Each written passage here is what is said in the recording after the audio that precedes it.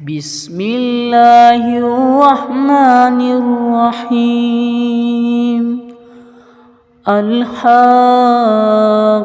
ما الحاقة وما أدراك ما الحاقة. كذبت ثمود وعاد بالقارية فأما ثمود فأهلكوا بالطاغية وأما عاد فأهلكوا بريح صرصر عاتية سخرها عليهم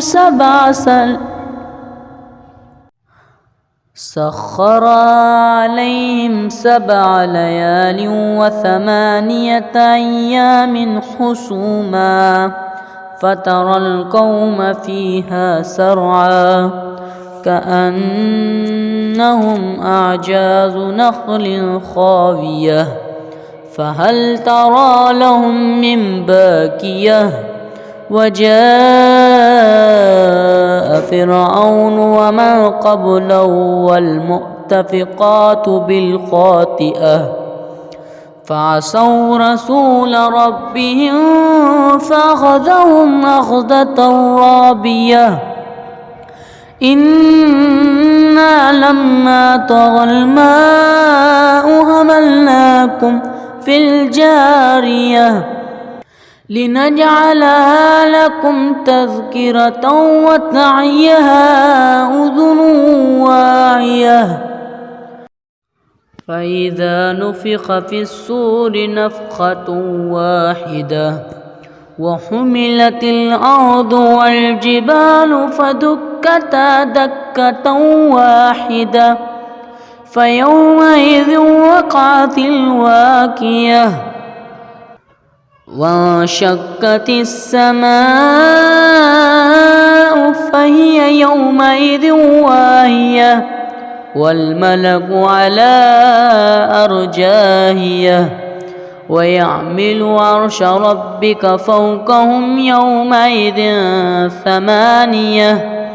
يومئذ تعرضون لا تخفى منكم خافية.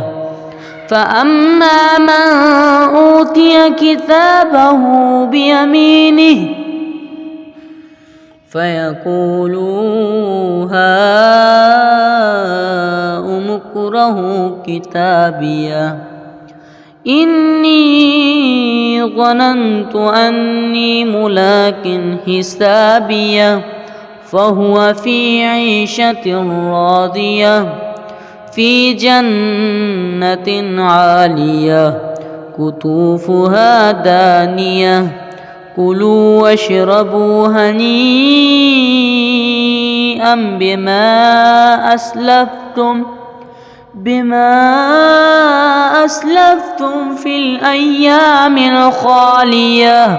وأما من أوتي كتابه بشماله فيقول يا ليتني لم أوت كتابيه ولم أدر ما حسابيه يا ليتها كانت القاضية ما أغنى عني ماليه هلك عني سلطانيه خذوه فغلوه ثم الجحيم صلوه ثم في سلسلة ذرعها 70 ذراعا فاسلكوه إنه كان لا يؤمن بالله العظيم ولا يحض على طعام المسكين فليس له اليوم هاهنا حميم ولا طعام إلا من غسلين لا يأكله إلا الخاطئون.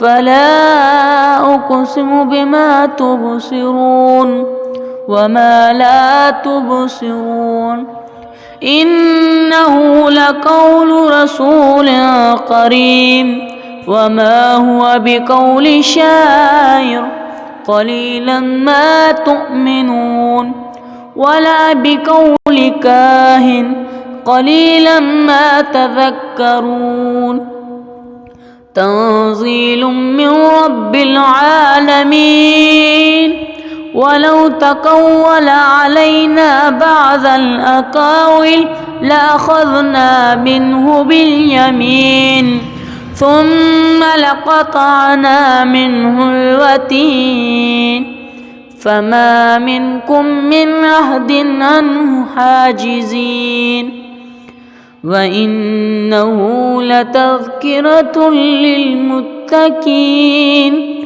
وإنا لنعلم أن منكم مكذبين وإنه لحسرة على الكافرين وإنه لحق اليقين فسبح باسم ربك العظيم